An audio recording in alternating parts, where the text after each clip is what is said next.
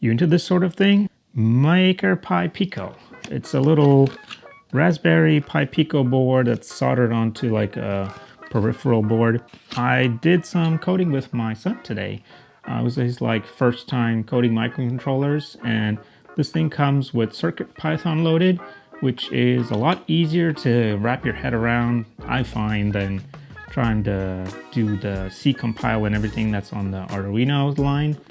So yeah, these things come pre-hooked up with some LEDs, there's some buttons, a buzzer, SD card slot, and all kinds of stuff that's already on here, so you don't have to do the soldering and debugging stuff from the head start. It's fine if you want to get into that later, but this just comes ready with all of that. And we made a cool program that'll blink, pick like 4 LEDs and make a random one blink, and played with this NeoPixel that's on here, make it different colors. It was his first time coding that, and he got it pretty quickly, and I think he had a lot of fun on this. So I can definitely recommend this. This was $12 plus shipping. Pretty cool product. Pretty fun, yeah.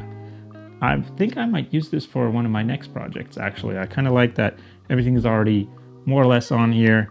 I just need a few connectors, and then I can probably already do what I was needing to do.